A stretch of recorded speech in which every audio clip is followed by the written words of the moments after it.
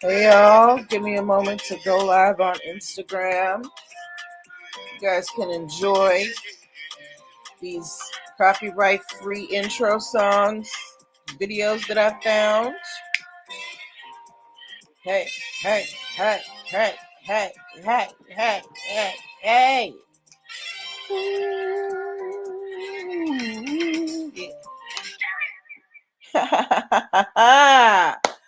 Happy Monday, everyone. Happy Monday. I have been gone for 2 weeks. I know. So here's what happened. I was interpreting for a conference that took all weekend, and then the week before that, I was out of town. So it's been a minute, but we are back. For those of you who might be new, welcome, welcome, welcome to Who's Getting Sued This Week, brought to you by myself, Natalie Pierre-Lewis, the host of the show, and the owner and operator of NPL Consulting, LLC. All right. So last time we were here, some of the things that we talked about Duke University being upset over the series White Lotus, because of there were depictions of attempted suicide while wearing Duke University paraphernalia. We talked about Sexy Red being sued for doxing her child's grandmother. And we also talked about Twisted Sister selling their catalog. Now, that story really piqued a lot of people's interest, for better or for worse. I got a lot of commentary on that story. I also got some mean comments, and I guess that comes with the territory. But guys, these are just stories that I'm reporting. I am not making anything up. So, if you and your feelings about something that I post, that's a you problem. Keep it to yourself. Okay.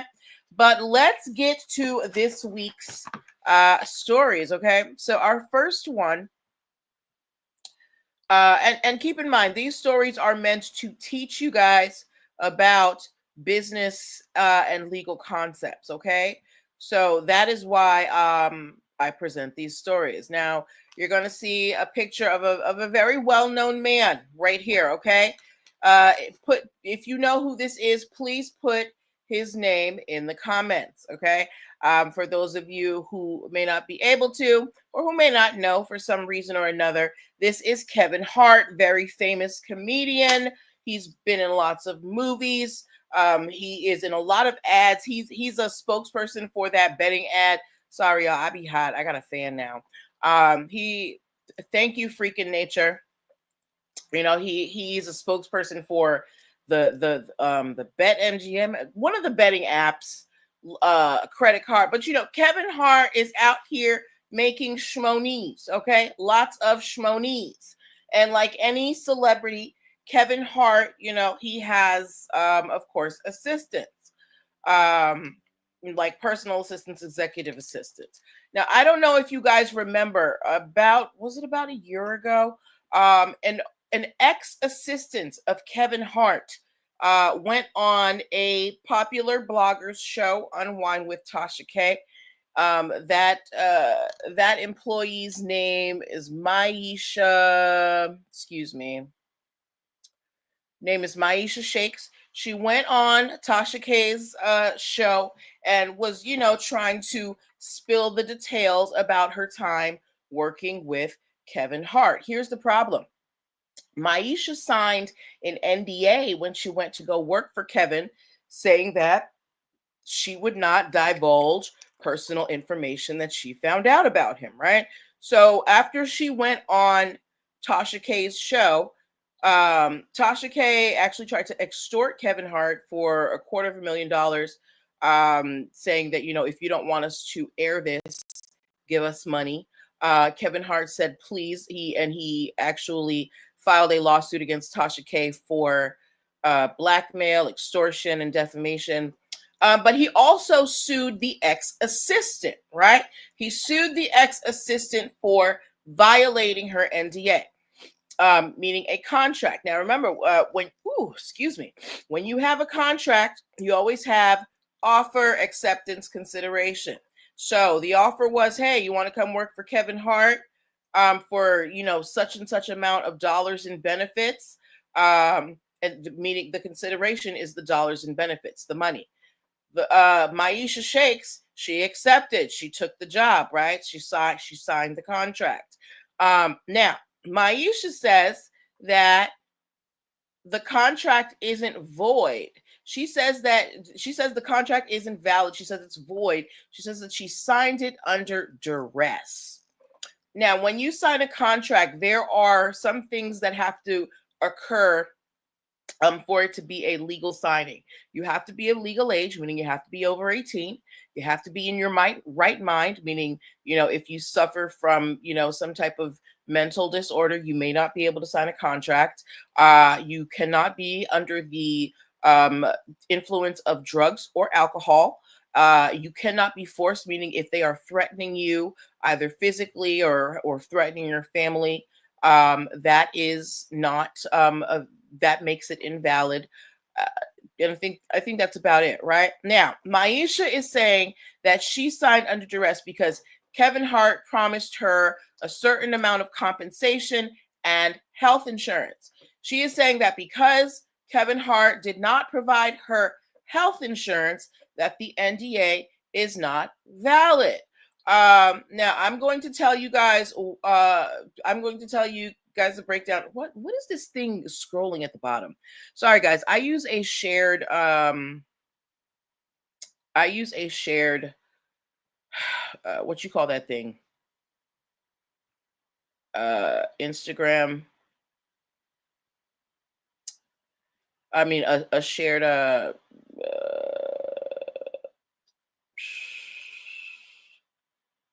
What is that? What is this thing called? StreamYard. Sorry, I can't even think. Anyway, so where is all my stuff? All right, guys, don't mind that thing scrolling at the bottom. I don't know why it's there, but it shouldn't be. Anyway, back to the question at hand, right? So, Kevin Hart's ex-assistant Maisha Shake says, "Well, you didn't give me health insurance, so I don't have to abide by this NDA." Here's why she's wrong. Usually in a contract, more often than not, there will be a clause that says joint and severability, right?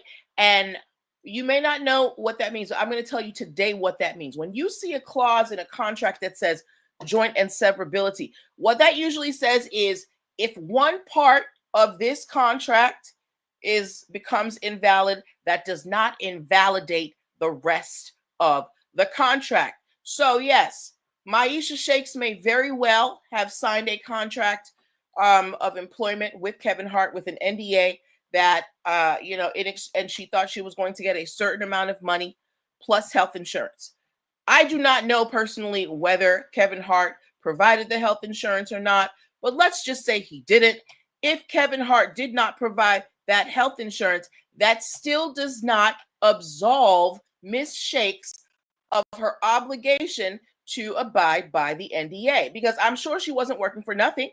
She received compensation, yes. And again, you have the joint. I'm sure there was a clause in there that was a joint and severability clause that said if one part of this contract becomes invalidated or voided for whatever reason, that does not invalidate the rest of it. So Miss Shakes, she is going to trial. I believe the trial may have already started. And she's gonna have to answer these questions. Do any of you think that Maisha Shakes should not be sued? Was she just, is she absolved of adhering to the NDA because Kevin Hart did not provide her with the health insurance that she says he promised to give her? Let me know what you think. Now, whether you think that or not, you need to understand that when you have a contract, if there is a section in there that says that addresses joint severability. If one part of the contract doesn't work, that doesn't invalidate the entire contract. Okay. All right. So good luck to Kevin Hart and Maisha Shakes. But let me know in the comments. Who thinks, if you think Kevin Hart is going to win, put Kevin Hart in the comments. If you think the assistant Maisha Shakes is going to win, put Maisha. Okay. Here we go. Let me close these out. So, and let me get this and this. Do we have any NASCAR fans in the house? If we have any NASCAR fans, please put a car emoji in the comments. Okay. Eric the Great, at the end of Americans are the type of Eric the Great, I don't know what that has to do with this broadcast, but we're not talking about that right now. Okay. Let me put up this picture. If we have any NASCAR fans, I would like you to give me a car emoji in the comments, okay? If you're a NASCAR fan, you probably know who this guy is. He's Dale Earnhardt. He is, Dale Earnhardt of NASCAR. That's all I know because I don't watch NASCAR. I'm not a NASCAR fan. Okay. Now,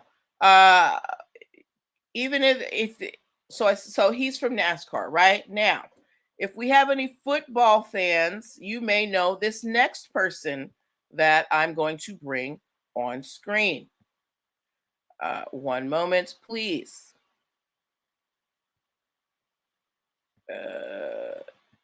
Here we go. If you are a football fan, particularly the Ravens, you may know who this person is. This is Lamar Jackson. Okay. Now you might say to yourself, what do an NFL player and a NASCAR driver have in common? Well, apparently they had a trademark in common, and I'm going to show you what I mean. So, as you can see, well, you can't see it now, but on Lamar's jersey number is the number 8. Coincidentally, Dale Earnhardt's card number is also 8. So, of course, because these two, they're getting endorsements from different companies, they are seeking to solidify, their numbers. Oh, okay. So hopefully you guys can see this. I don't know if there's a way for me to enlarge this for you, but if you can see, actually, let me go here. Let me bring this in. Let's get you here. Hold on 1 second, because I'm going to make this clear for you. Okay, so you could probably see me right here. Ah, perfect. Yes, technology working for me. Okay. So this first 8, right, is actually no. This 8, this yellow 8 right here, this style of the number 8 was trademarked by Lamar Jackson because that is his sports number, right? Now Dale Earnhardt also is in the process of trademarking the number 8, but his 8 looked a lot like this one that I circled in yellow. So what his team had to do was change the style. So now Dale Earnhardt, the NASCAR driver, his number 8 is going to be stylized this way. Now to us, it may be a very minor difference, but in the world of trademarks, this is very important. If you are trying to have similar trademarks in the same class of goods, meaning sports, right? You want to make sure that they are very distinctive. Now, again, look, they are the number 8, but they are in different fonts, different thickness. All of that matters. Now, when Dale Earnhardt originally was trying to trademark his number 8, it looked a lot like this, and Lamar Jackson was like, "Whoa, whoa, whoa, whoa, whoa! Hey, sir, this is already mine. You can't touch it. I'm already here with the 8 for sports. So figure it out." So Dale Earnhardt and his team went back to the drawing board and changed the 8 to this style. So now there's no beef between the two of them, and they both can use the number. They both can use the number 8 in why is this doing that? In their advertisements. So congratulations to the both of them. But this is why it's important, like especially in this day and age, because a lot of us are becoming more involved with solidifying our brands. There's going to be overlap there, right? So if you're trying to trademark a word or a phrase, you really want to dig into and make it unique, meaning a specific type of font, a specific, a color scheme. So as we become more and more familiar with trademarks, it's going to be more important than ever for you to make sure that what you're trademarking is truly unique and will not be confused with anyone else. Okay, so good luck to everybody over there. All right. Next story we are talking about. Do we have any Rockefeller fans? Especially from the late 90s, early 2000s. Any Rockefeller fans, Jay-Z fans? If we do, you're going to recognize this person's face, okay? All right. So tell me who this person is, this photo. Can you tell me who this person is? Now, just in case there are people watching who may not know who this is, he was one of the founders of Rockefeller Records. His name is, he goes by the name Dame Dash. He is known as, he labels himself a serial entrepreneur. But more often than not, Dame Dash is usually in the news for something messy, and today is no different.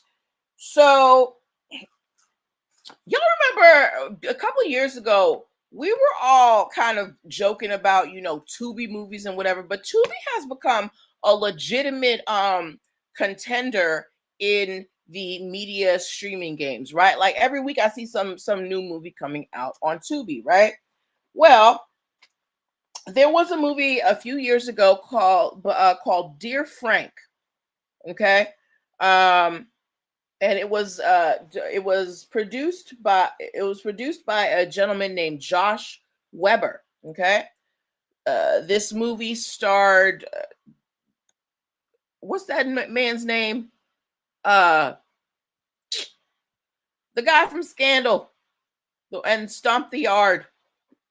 Columbus Short, yes. It starred Columbus Short and a couple of other faces that I recognize but don't necessarily remember the names of, right?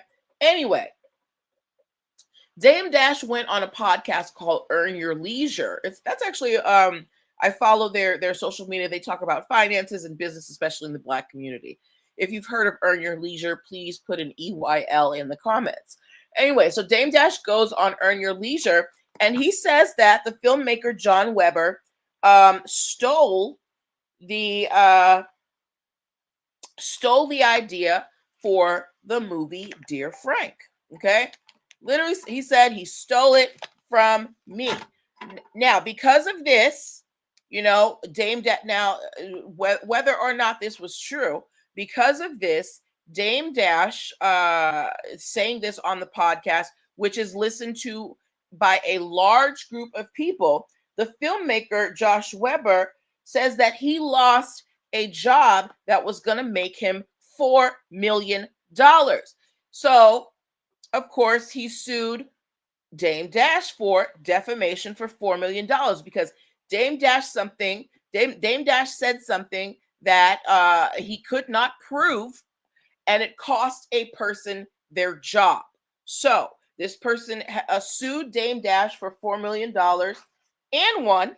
And Dame Dash just seems to be falling more and more into debt. The reason they found the $4 million claim against him was because he never responded. You can't do that to the court. If the court says, hey, somebody's suing you, you need to show up. But also, you can't just go around saying whatever you want without repercussions, especially if it costs people money. If you are saying something that is about someone that is untrue and it causes them harm, be it financial, reputation, whatever, and it's not true, again, you can be held liable for defamation because you can't do that. All right. So, Dame Dash, stop being a chatty patty. Learn to keep your mouth closed. Yes. All right. For those of you who may have just come in, please, for those of you who may have just come in, you are watching Who's Getting Sued this week, brought to you by myself, Natalie Pierre-Lewis. I'm the host of the show and the owner of NPL Consulting LLC, a business formation firm. So let's move on to our next stories for the evening. Okay. Let's do this one. Let me close out Mr. Dame Dash. Okay. Where my Bravo fans at? Where my Bravo fans at? Where my Bravo fans at? Where my Bravo fans at? If you watch Bravo, give me the hand clap emoji in the comments, okay? And if you watch Bravo, particularly the New York version, Real Housewives of New York, you will probably recognize this lady's face. If you do recognize her face, please let me know in the comments. If you don't know who she is, her name is Leah McSweeney. So Leah McSweeney apparently has been on the Bravo series for a little bit. Apparently she was a recovering alcoholic, and it was, a fact that was known throughout the cast. Leah McSweeney is suing Bravo TV. She is saying that they made her fall off the wagon, meaning they made her start drinking again because they joked and teased her about her sobriety, and they encouraged the other cast members to also tease her.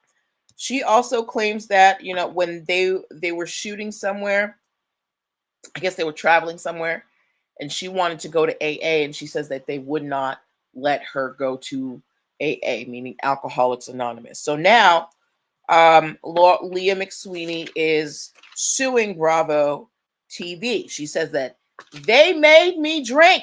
All right. Now, Bravo does not deny that they do, encourage the cast members to drink. They say that that's actually an integral part of the show because they want people to know that what's happening, it's real, it's not scripted. These people are just a little drunk.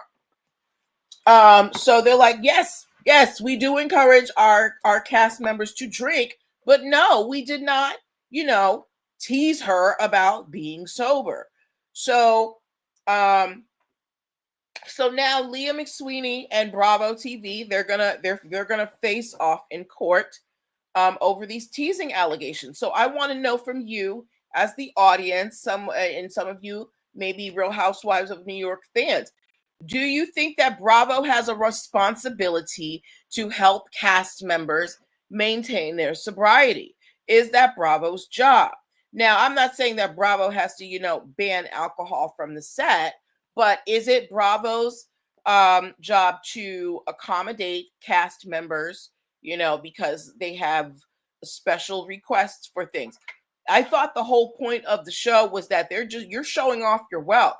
So why wouldn't you foot the bill for, getting yourself to AA?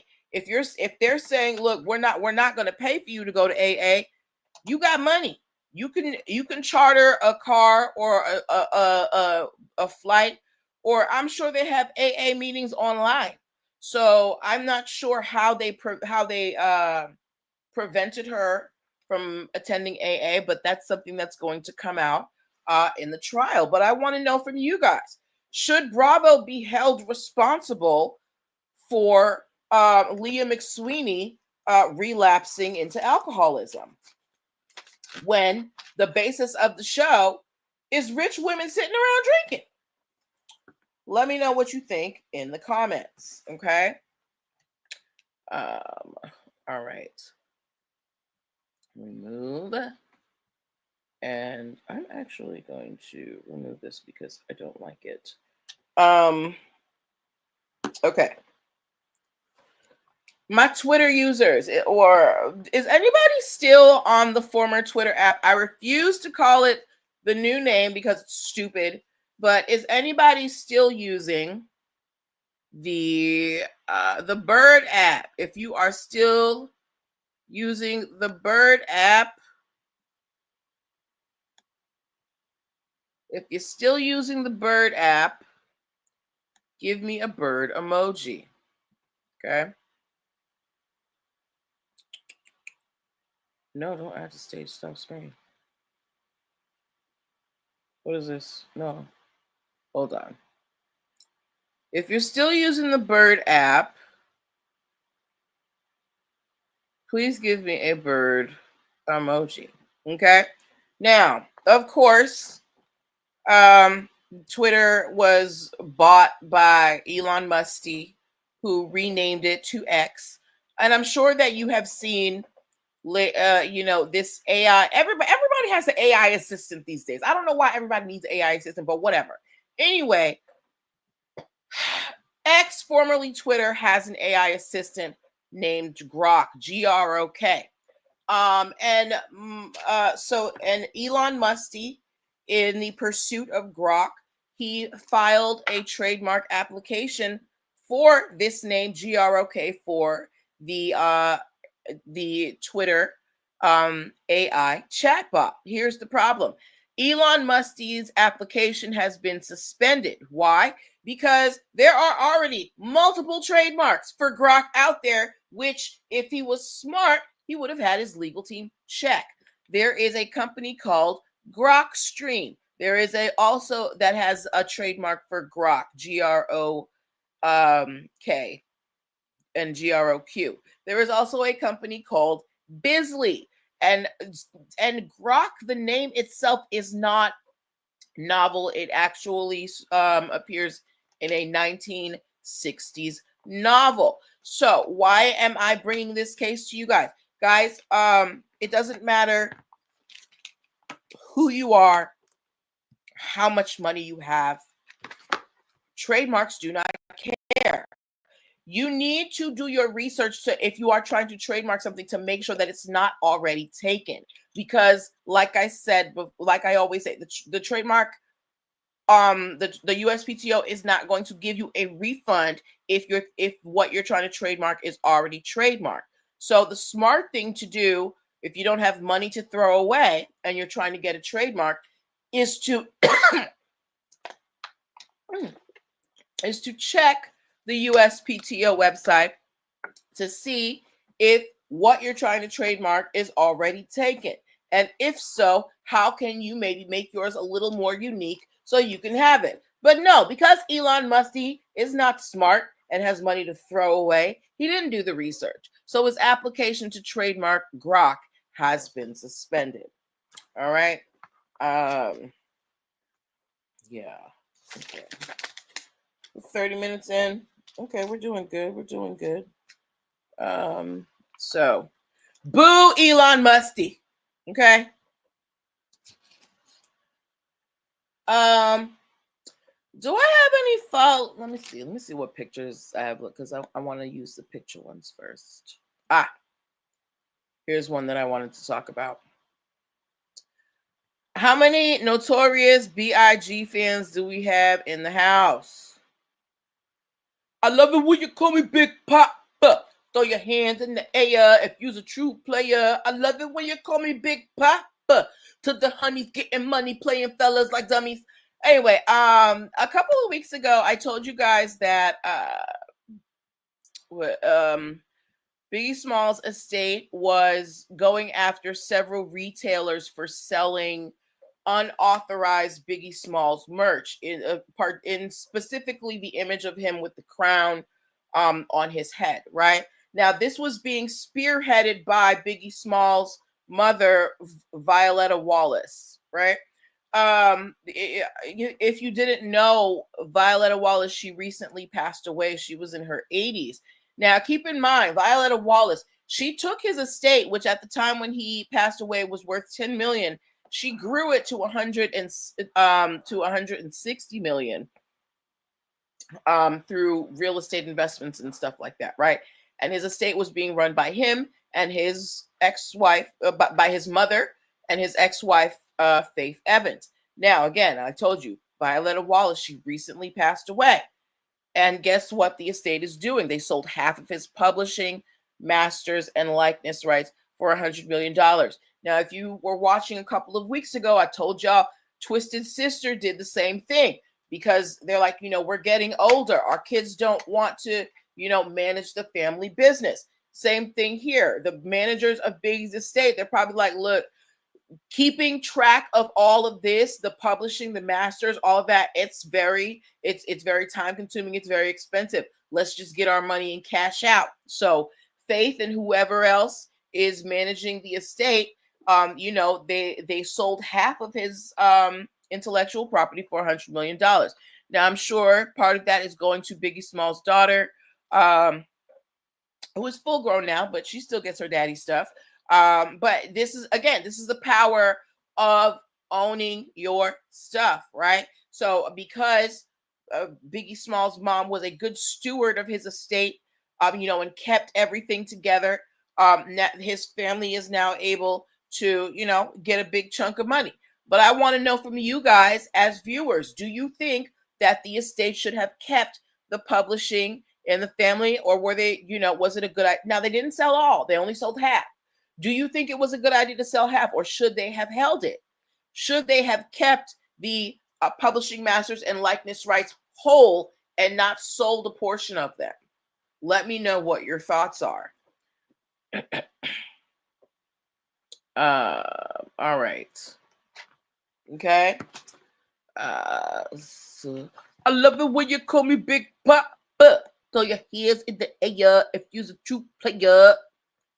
Okay. All right. Anybody here like LL Bean? Actually, no. No, that's not the one I want to talk about right now. Quick story. So we have talked a bit. We talked about Wendy Williams and her guardianship, and we talked about it in terms of, did she have capacity to sign contracts that she signed when supposedly she was under the guardianship? But there was also this question of how did she fall into the guardianship? Apparently, it was all her idea. Wendy Williams was trying to protect her money from her ex-husband, and she essentially, she asked for the guardianship, but she did not realize how extensive it was and how much it was going to limit her. This is a very, very, very good example of why you need to read the fine print or get somebody to read the fine print for you. Because Wendy was locked up for like a year. She couldn't touch her money. She couldn't go nowhere. And all of this because she started a process that she did not understand and she didn't have the full scope of. This is why it is important for you to read the legal documents that you sign, or if you don't want to read it, get somebody who can read it or who wants to read it and explain it to you so that you don't end up in situations like Wendy Williams, where you essentially signed your own prison sentence, right? Because you didn't understand how these things worked.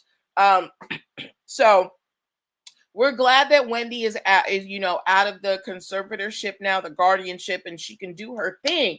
But this is a very important lesson to you guys.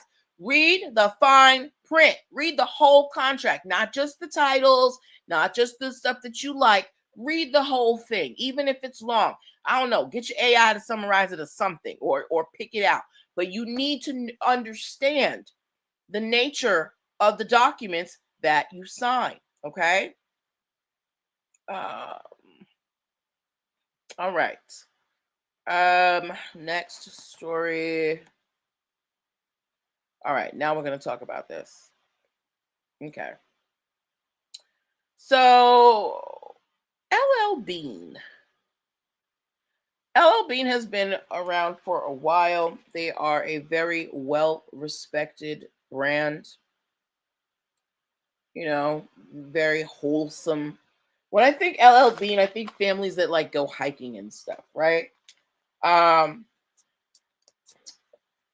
Well, LL Bean has been around for a while, and if you can see, they make items like this. They make outerwear and bags. You can personalize them with your initials, all this stuff. And they've had this particular style of bag that you see on the screen since 1965. And they actually have this line of canvas bags, these tote bags, trademarked. It's called Boat and Tote, meaning like, you go on a boat. I'm going on a boat. I'm on a boat, right? So they have had Boat and Tote trademarked since 1965 for these types of canvas bags. And I'm gonna tell you, I'm a sucker for a canvas bag. I love me a canvas bag, right? Here is the problem. Let me remove this. Another company called For Imprint. They apparently, now they do not make the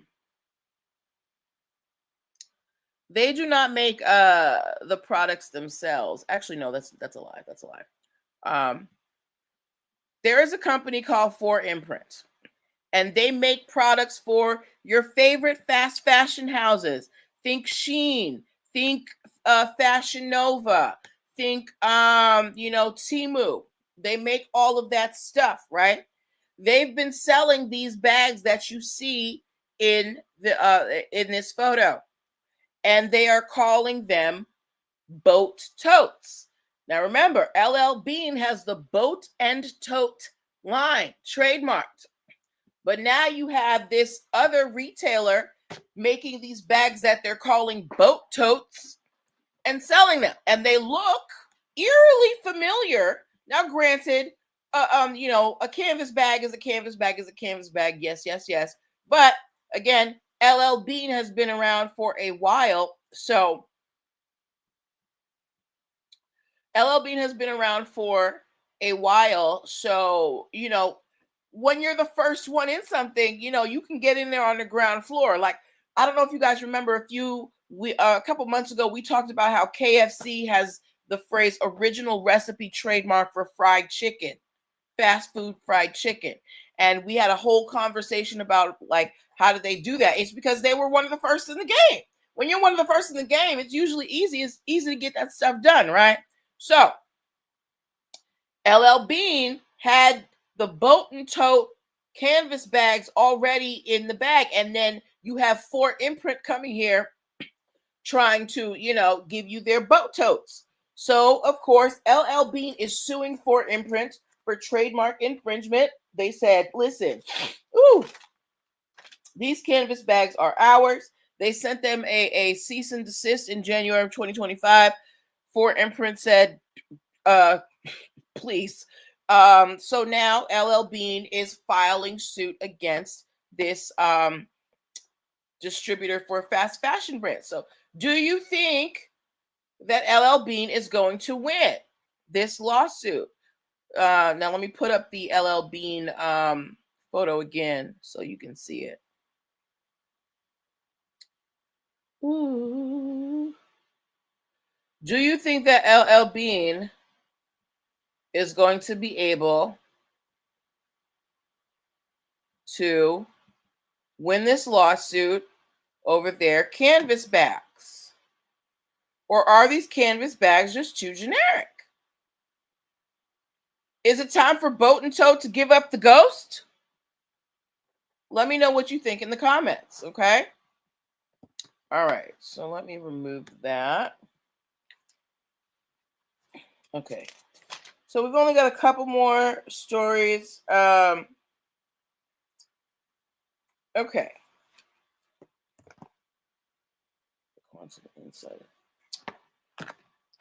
So I don't have a picture for this because it's honestly very basic, but if you remember a few years ago, I talked to you guys about organizations trying to trademark the word "the," right? And we were all like, well, it's too common, da da da.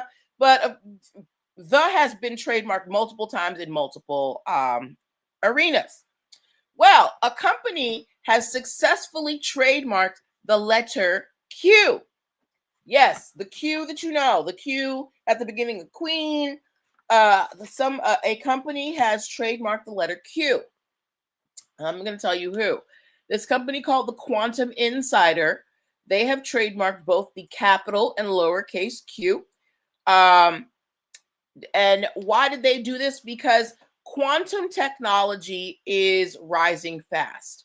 Now, I don't know exactly what quantum technology is. I just know it exists, but it's rising fast. So a lot of these quantum technology companies want to use the letter Q in their branding. So the Quantum Insider is going to basically be able to command royalties from any quantum company that wants to use the word Q in their branding. Okay. Now, keep in mind the letter Q is used in 99% of quantum brand names. Now, I don't know how this is going to work, but I don't know how many companies there are within the quantum tech space, but let's just say that there are 5, right? All 5 of those companies, if they want to use Q in their branding for quantum tech, they have to pay the Quantum Insider for the use of that Q.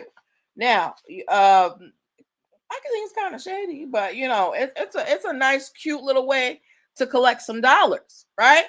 So let me know, what do you think? Do you think that the USPTO should have given the Quantum Insider the trademark for the letter Q in the realm of quantum tech brand names? Now, remember, when you trademark, it's only in your industry. So it's not like nobody can use the letter Q.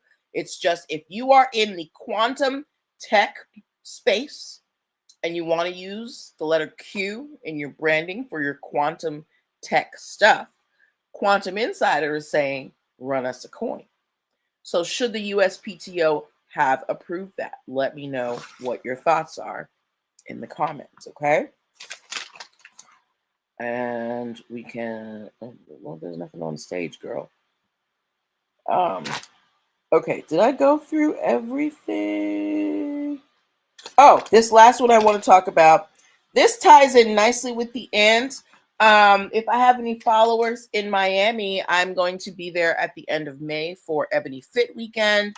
It's going to be a weekend of, exercise, and I just want to be warm.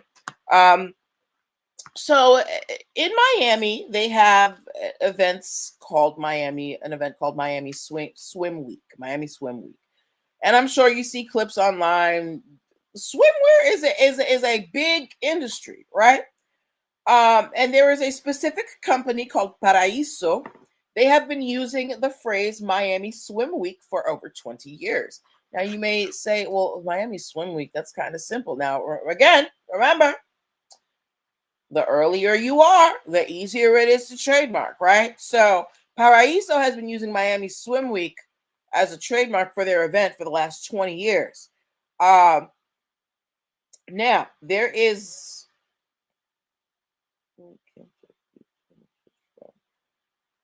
Okay, another company that was trying to do their own swim week, they filed a trademark. Well, not that they filed a trademark, but they tried to essentially start their own Miami Swim Week. They were advertising their Miami Swim Week, and they had it canceled because they were using images from Paraíso.